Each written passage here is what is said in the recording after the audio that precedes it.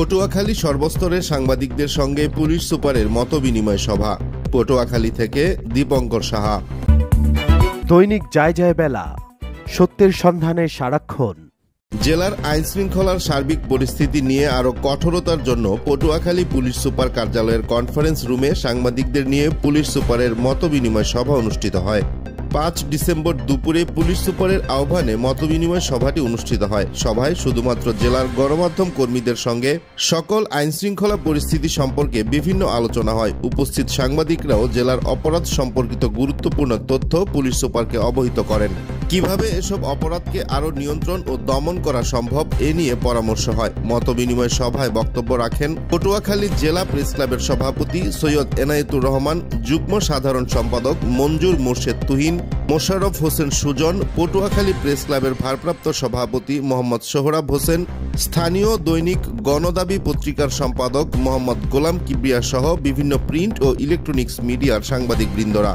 Patuakhali police super Mohammad Anwar Zahid বলেন, ধান কাটার মৌসুমে বিভিন্ন উপজেলার ভূমিদস্যুদের প্রতিহত করে সমস্যার সমাধান করা হবে। যানজটপূর্ণ স্থান শনাক্ত করে সেসব জায়গায় ট্রাফিক ব্যবস্থা আরও উন্নত করা হবে। কিশোর কিশোরীদের পিতামাতাকে তাদের সন্তানদের প্রতি আরও খেয়াল রাখার পরামর্শ দেন, যেন তারা তাদের অগোচরে সন্তানরা কোনো অপরাধে পা না বাড়ায়। জেলায় যে কোনো অপরাধ নিয়ন্ত্রণ এবং দমনে পুলিশ সচেষ্ট রয়েছে।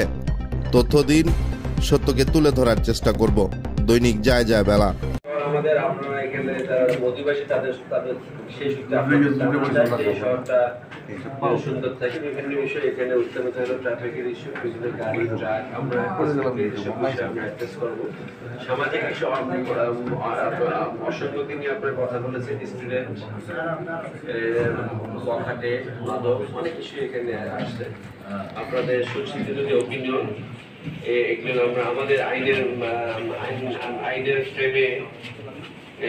ফ্রেমের মধ্যে যেভাবে আমরা এইসব নিয়ে কাজ করতে পারি আমরা এটা কাজ করবো। আমাদের পটুয়াখালী জেলা পুলিশ বর্তমান সময়ে এই স্থানীয় আইন শৃঙ্খলা রক্ষা এবং স্থিতিশীলতা নিশ্চিতকরণ সহ মাদকের মাধ্যমে যে সামাজিক অসঙ্গতিগুলো অপসংস্কৃতি বিভিন্ন ক্ষেত্রে যেটা আমাদের সমাজকে পরিবারকে ক্ষতিগ্রস্ত করে এসব বিষয় নিয়ে আমরা কাজ করতেছি এবং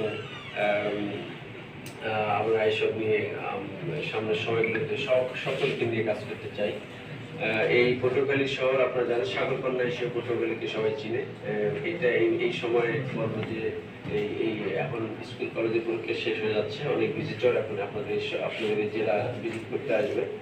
তাই এখানে আমার অভিজ্ঞতা এখানে আমি পাশাপাশি এখানে আসলে এখানকার সব মিলে হলো যে পটুয়াখালী কুয়াকাটা এখন বিভিন্নভাবে লোকদেরকে গ্রহণ করার জন্য তারা রেডি হচ্ছে। এই সময় আপনারা যারা হোস্ট আমরা যারা হোস্ট এখানে থাকবো আমাদেরও কিছু দায়বদ্ধতা আছে। মানুষের মধ্যে কনফিডেন্স নিয়ে আসা যে এখানে আমি ওখানে গেলে জন্য ক্ষতিগ্রস্ত না হই, অপমানিত না হই, লাঞ্ছিত না হই। সেক্ষেত্রে আমাদের পদক্ষেপ থাকবেই যাতে সকালে কেউ এসে বাস থেকে নেমে বিভিন্নভাবে ক্ষতিগ্রস্ত না হয়। এইসব বিষয় নিয়ে আমাদের কার্যকরতা আছে। আর আপনাদেরকেও একটু আপনারা লিখেন, প্রচার করেন, ইউটিউব বিভিন্ন মাধ্যমে প্রকাশ করেন। এইসব বিষয় নিয়ে আপনার জন্য আপনারা আহ্বান জানাবেন। আপনাদের আহ্বানে যারা ভিজিটর তারা যেন কনফিডেন্স নিয়ে এখানে এসে সাগরকন্যার স্বাদ যেন সবাই পেতে পারে, এক্ষেত্রে আপনাদেরও ভূমিকা যেন থাকে।